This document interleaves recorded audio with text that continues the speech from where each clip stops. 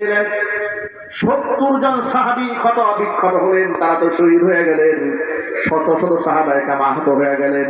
এই যুদ্ধ শেষ হয়ে যাওয়ার পরে 70 জন সাহাবীকে কবরের মধ্যে যখন শোয়ানো হবে, এতগুলো সাহাবীকে কবরের মধ্যে শোয়ানো কোনো সহজ কাজ ছিল না, বিষয় ছিল বিরাট কঠিন।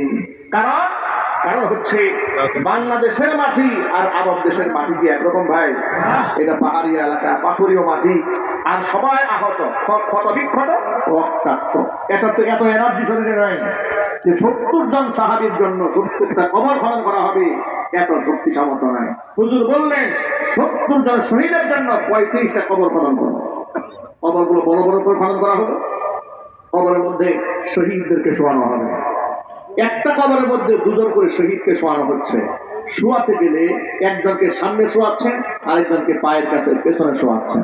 এখন সামনে কাকে শোয়াবেন, পেছনে কাকে শোয়াবেন, এই যে ক্লাসিফিকেশনটা, কাকে রাসূল সামনে শোয়াবেন? হুজুর জিজ্ঞেস করতেছিলেন সাহাবীদেরকে, সাহাবীরা তোমরা সাক্ষী দাও তো, এই যে 2 জনকে শোয়ানো হবে এই কবরে, এই 2 জনের মধ্যে কোরআন শরীফ একটু ভালো বেশি জানতো কে?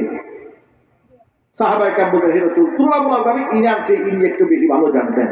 যার ব্যাপারে সাহাবায়ে কেরাম সাক্ষ্য দিয়েছে ইনি কোরআন বেশি ভালো জানতেন, নবীজি সাল্লাল্লাহু আলাইহি ওয়াসাল্লাম তাকে মাথার কাছে স্থান দিয়েছেন। আর চিল্লাই বলতে হবে সুবহানাল্লাহ। কোরআনের সাথে সম্পর্কিত সংশ্লিষ্ট শহীদদেরকে ক্লাসিফিকেশন করার ক্ষেত্রেও আল্লাহর নবী তারতম্য করেছেন কোরআনের ভিত্তিতে। আল্লাহু আকবার।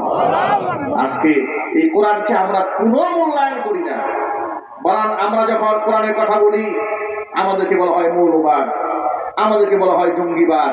কথা বলেন ঠিক কিনা? এই যে রাষ্ট্রের সংস্কারের কাজ চলছে, অন্তর্বর্তীকালীন সরকারের কাছে দেশের বিদগ্ধ ওলামারা লিখিত প্রস্তাবনা পেশ করেছেন, রাজনীতিবিদরা দিয়েছেন, বুদ্ধিজীবীরা দিয়েছেন, আমরা ওয়াজ মাহফিল থেকে প্রস্তাবনা পেশ করছি, বিভিন্ন জায়গায় বলে বেড়াচ্ছি, জনসচেতনতা তৈরি করছি।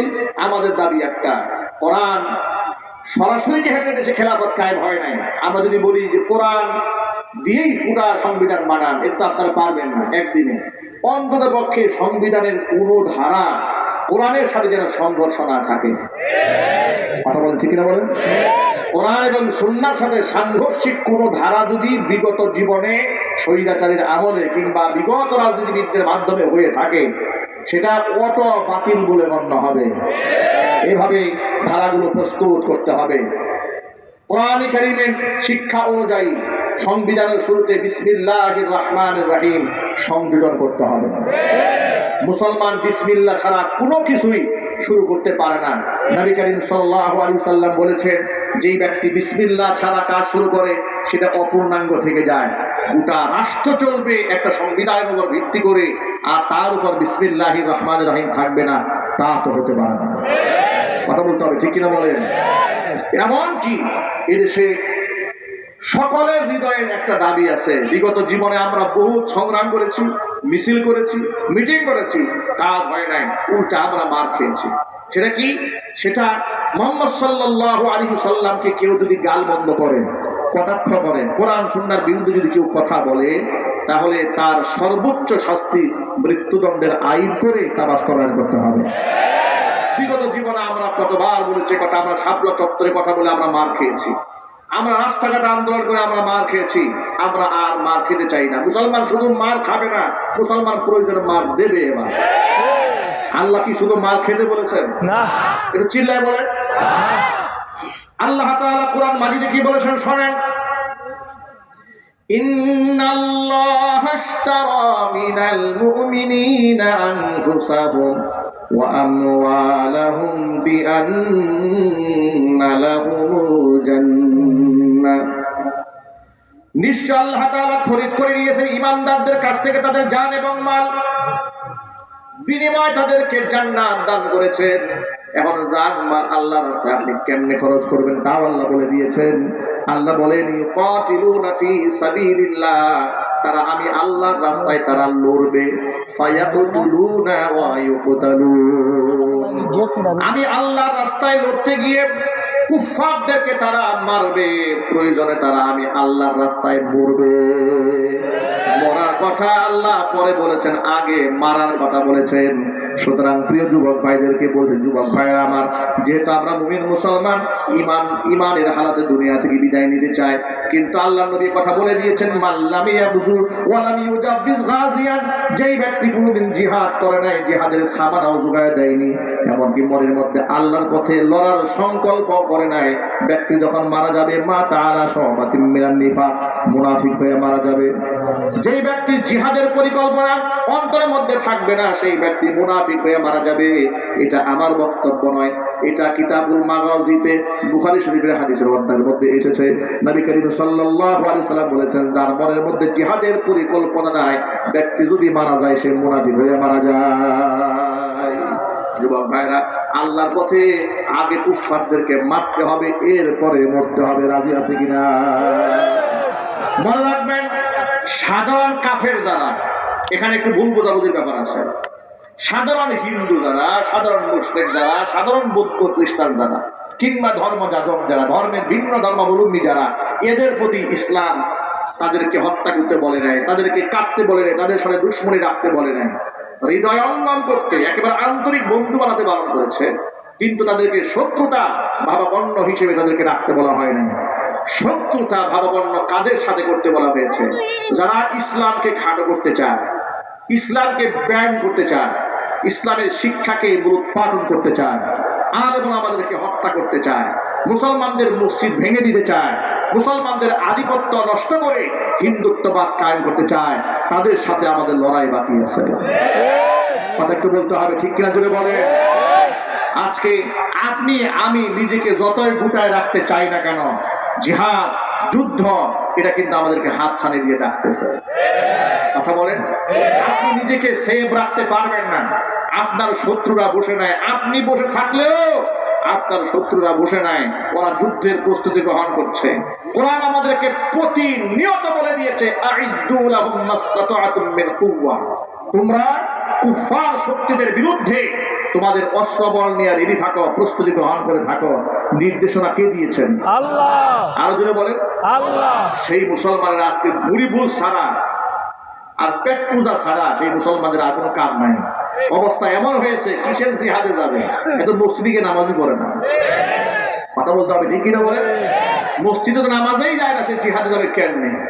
সুতরাং যুবকেরা প্রস্তুতি গ্রহণ করেন, আল্লাহর পথে লড়তে হবে, আল্লাহর পথে সংগ্রাম করতে হবে। গোটা বাংলাদেশ দ্বিতীয়বারের মতো স্বাধীনতা অর্জন করেছি, এবার আরেকটা স্বাধীনতা অর্জন করতে হবে ইসলামের জন্য। গোটা বাংলাদেশ কোরআন সুন্নাহ দিয়ে পরিচালিত হবে। একেবারে রান্নাঘর থেকে শুরু করে সংসদ ভবন পর্যন্ত প্রত্যেকটা জায়গায় আল্লাহ পাকের কোরআন দিয়ে দেশ চলবে। চান কিনা দুহাত দেখতে চায়?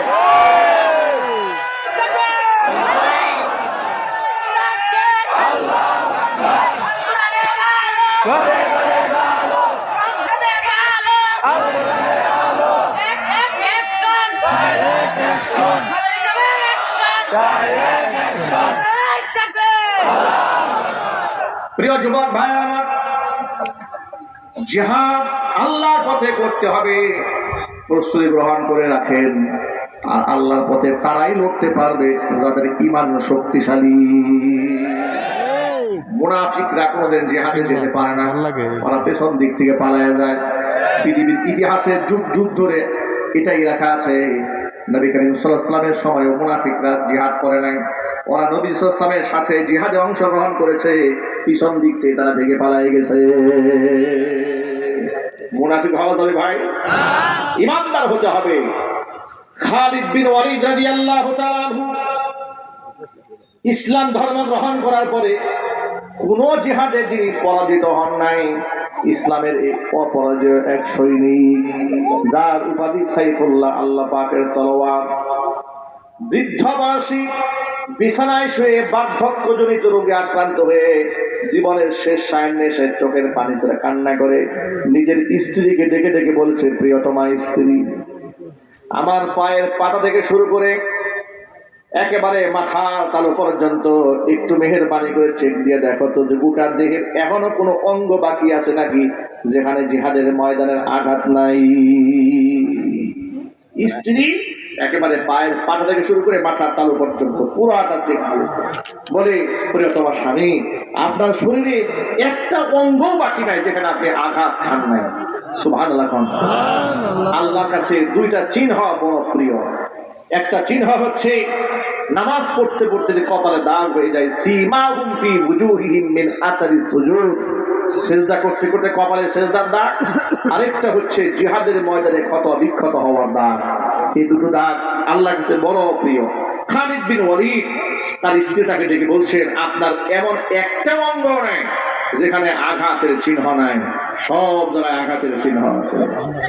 এবার খালিদ বিন ওয়ালিদ বললেন, শোনো তাহলে, ইসলাম ধর্ম গ্রহণ করার পর থেকে সব সময় সেনাপতির দায়িত্ব গ্রহণ করে সামনের কাতারে চলে যেতাম, সবার সামনে থাকতাম। যেখানে মুসলমানরা বেশি বেশি শাহাদত বরণ করছে, শহীদ হওয়ার তামান্না নিয়ে আর তলোয়ার হাতে নিয়ে সেখানে ঝাঁপিয়ে পড়তাম। কিন্তু আল্লাহ পাকের রহমত আমার উপরে এমন ভাবে বর্ষিত হতো, আমার তলোয়ারের সামনে কোনো কুফাররা টিকতে পারতো না, টুকরা টুকরা হয়ে তারা পরাজিত হয়ে যেত। কোন জিহাদে আমি ঘায়েল হতাম না, আমি আঘাতপ্রাপ্ত হয়েছি কিন্তু আমি গাজী হয়ে ফিরেছি। সুবহানাল্লাহ। স্ত্রীকে ডেকে বলে, শুধু আমার মনে একটা কষ্ট। প্রিয়তমা স্ত্রী ডেকে বলছে, আপনার মনে কিসের কষ্ট? আপনার, আপনি এত বড় সাহাবী, আপনার প্রতি নবীজি সাল্লাল্লাহু আলাইহি ওয়াসাল্লাম এত সন্তুষ্ট ছিলেন, আপনার মনে এত কষ্ট কেন? খালিদ বিন ওয়ালিদ বলেন, শাহাদাতের তামান্না নিয়ে সব সময় সামনের সারিতে থাকতাম, কিন্তু আল্লাহ আমাকে শহীদ হিসেবে মঞ্জুর করলেন না। আজকে বার্ধক্যজনিত অবস্থায় দুঃখে দুঃখে আমি মরতেছি, আমার মনে এটাই কষ্ট। স্ত্রী জবাব দিয়ে বলে, প্রিয়তম স্বামী, আপনার নাম কি? বলে, আমার নাম খালিদ বিন ওয়ালিদ। আপনার নামের উপাধি কি? বলে, আমার নামের উপাধি হচ্ছে সাইফুল্লাহ। বলে, সাইফুল্লাহ মানে কি? সাইফুল্লাহ মানে হচ্ছে আল্লাহর তলোয়ার। তাহলে এবার আপনি বলেন, আপনি কেমনে পরাজিত হবেন? কেউ যদি আপনাকে হত্যা করে, আপনাকে টুকরা করে ফেলে, তাহলে সে তো আল্লাহর তলোয়ারকেই টুকরা করে ফেললো। আপনি আল্লাহ পাকের সেই বিজয়ী সৈনিক, আল্লাহর সেই তলোয়ার, আল্লাহর তলোয়ারকে ভাঙতে পারে এমন তলোয়ার পৃথিবীর আবিষ্কৃত হয় নাই। চিল্লাবেন আল্লাহু আকবার। ঘটনা থেকে সবক দিয়েছি আপনাদের সামনে। খালিদ বিন ওয়ালিদ মৃত্যু সজ্জায় শায়িত হয়ে শহীদ কেন হলেন না, এই জন্য চোখের পানি ছেড়ে কান্না করছেন। প্রত্যেকটা মুমিন মুসলমানের উচিত আল্লাহর পথে শহীদ হওয়ার জন্য তামান্না অন্তরের মধ্যে পোষণ করা। শহীদ মৃত্যু যদি না হয় তাহলে খিদে মরতে লোকে লক্ষ্য করেন, হয়তো ডায়াবেটিসে আক্রান্ত হয়ে কিডনি পচে মারা যেতে হবে, না হয় হার্ট অ্যাটাকে মারা যেতে হবে, না হয় সড়ক দুর্ঘটনায় মরতে হবে। কথা বলেন, না হয় কিডনি পচে নষ্ট হয়ে যাবে, না হয় হার্ট ব্লক হয়ে যাবে, কোনো না কিছুতে আক্রান্ত হয়ে হয়তো মরতে হবে। কিছু না কোনো একটা উসিলা ধরে তো আমাকে দুনিয়া থেকে বিদায় হতেই হবে। দুনিয়া থেকে চলে যেহেতু যেতেই হবে, আমার মনের তামান্না রাখা উচিত, আল্লাহ তুমি আমাকে তোমার পথে শহীদ হিসেবে মঞ্জুর করে না। নবী করিম সাল্লাল্লাহু আলাইহি ওয়াসাল্লাম একদিন বসে আছেন, হুজুরকে অমুসলিমদের পক্ষ থেকে, মুশরিকদের পক্ষ থেকে একটা চাদর হাদিয়া দেওয়া হয়েছে। আচ্ছা, আপনারা বলেন তো, এই পৃথিবীতে আল্লাহ রাসূলের চাইতে সুন্দর মানুষ ছিল নাকি? আরো জোরে বলেন। এত সুন্দর তিনি ছিলেন। মা আয়েশা রাদিয়াল্লাহু তাআলা আনহা বলতেন যে, এই পৃথিবীতে সকালবেলা সূর্য উদিত হয়, পৃথিবী আলোকিত হয়। আমার ঘরে একটা সূর্য আছে, এশারের পরে উদিত হয়। আর চিল্লাবেন সুবহানাল্লাহ। আচ্ছা, এত সুন্দর একটা মানুষ, এত চমৎকার একটা চাদর গায়ে দিয়েছে, সেই চাদরের মধ্যে রেশমের কাজ করা, রেশমের কাজ করা। এমনিতেই সুন্দর রাসূল, আবার গায়ে দিয়েছে চমৎকার একটা চাদর। কেমন লাগতেছে একটু আন্দাজ করে, একটু কল্পনার জগতে যান। ঠোঁটটা গোলাপের পাপড়ির মতো, গালটা এরকম। সাহাবায়ে কেরাম বলেছেন, যখন তিনি রাগ হতেন, আহমারাত ওয়াজহা, চেহারায় এমন লাল হতো, মনে হতো আঙুরের রস চিপড়ায় চেহারার মধ্যে ঢেলে দেওয়া হয়েছে। কুচকুচে কালো চুল, পাপড়ির চুল, একেবারে মুখ ভর্তি দাড়ি, নাভি থেকে শুরু করে এই পর্যন্ত চিকন একটা পশমে রেখা ছাড়া শরীরে কোনো পশম নাই। এত চমৎকার একটা চেহারার মানুষ বসে আছে, গায়ের মধ্যে রেশমি চাদর পরা। সাহাবায়ে কেরাম রাসূলের এই দৃশ্য দেখে চাদরখানা হাতে নিয়ে এরকম বলতে থাকলেন, হে রাসূল, এত সুন্দর চাদর, জীবনে এরকম সুন্দর চাদর দেখি নাই। সাহাবায়ে কেরাম রাসূল সাল্লাল্লাহু আলাইহি ওয়াসাল্লাম বুঝতে পারলেন সাহাবীদের মন চাদরের প্রতি একটু ঝুঁকেছে। হুজুর তখন বললেন, লামানাদিলু সা'দ ইবনে মুআদ ফিল জান্নাতি আফদালু মিন হাদা। মনে রেখো, আল্লাহ তাআলা সা'দ ইবনে মুআজকে জান্নাতে যে চাদরখানা পরাবেন, সেই চাদরটা এর থেকে আরো অনেক উত্তম হবে। মুহূর্তের মধ্যে সাহাবায়ে কেরামের মনটাকে ডাইভার্ট করে দুনিয়া থেকে পরকালের দিকে রাসূল ঝুঁকায় দিলেন। এখানে শিক্ষা দুইটা। এক নম্বর শিক্ষা হচ্ছে, দুনিয়ার কোন চাকচিক্য দেখে যেমন দুনিয়ার মোহ আমাদেরকে আটকায় না ফেলে, পরকালে চিন্তা করতে হবে, মনে রাখতে হবে দুনিয়ার সব কিছু ক্ষণস্থায়ী, কিন্তু চিরস্থায়ী নিয়ামত হচ্ছে পরকালে। ঠিক কিনা? এক নম্বর শিক্ষা। দুই নম্বর, সাহাবায়ে কেরামের মধ্যে সা'দ বিন মুআজ রাদিয়াল্লাহু তাআলা আনহুর নামটা এখানে বিশেষভাবে উল্লেখ করার কারণটা কি? এর দ্বারা সা'দ বিন মুআজ রাদিয়াল্লাহু তাআলা আনহুর মর্যাদাকে তুলে ধরা হয়েছে।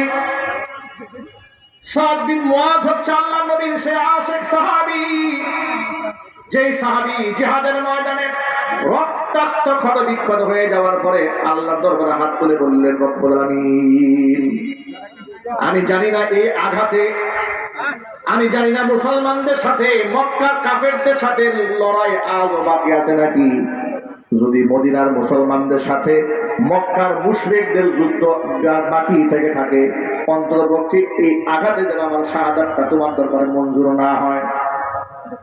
আল্লাহ তাআলা, তুমি আমাকে একটুখানি হায়াত দিও তাহলে, যাতে করে মক্কার ওই সমস্ত দুর্ধর্ষ কাফের যারা আমার নবীকে গালি দিয়েছিল, এলাকা থেকে তাড়িয়ে দিয়েছিল, রাসূলকে যারা কষ্ট দিয়েছিল, তাদের বিরুদ্ধে আমি যেন তলোয়ার ধারণ করতে পারি, নবীর দুশমনদের বিরুদ্ধে আমি লড়তে লড়তে যেন আমি শহীদ হয়ে যেতে পারি।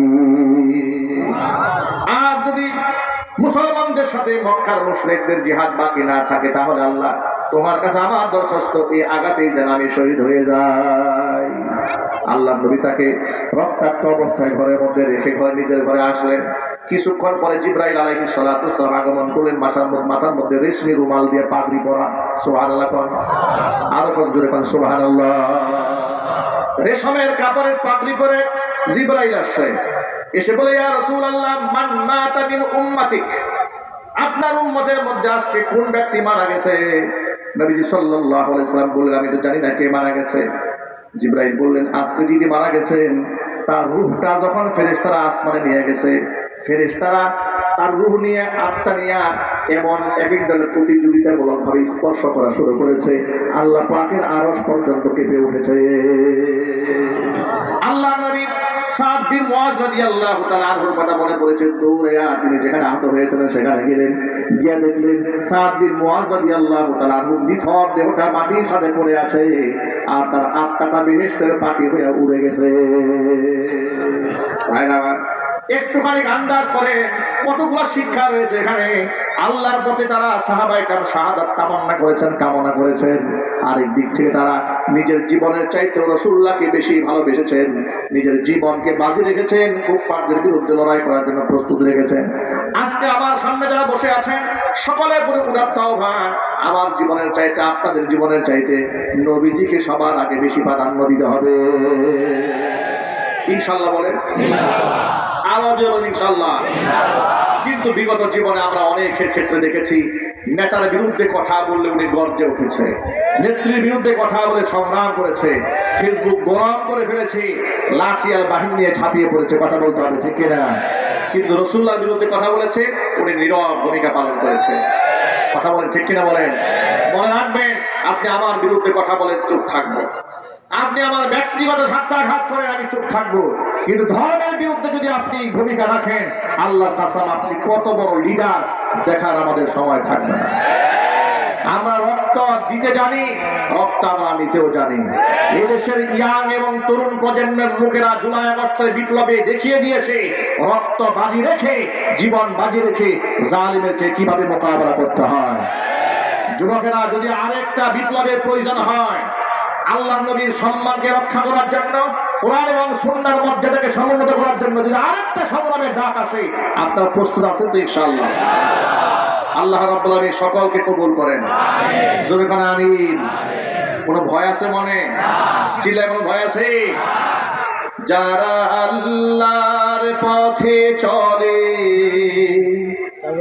আল্লাহর কথা বলে, আল্লাহ আল্লাহকে ভালোবেসে সপেছে জীবন, তাদের কিসের ভয়, কে করে পরাজয়, শহীদি তামান্নাতে নাচে তার মন।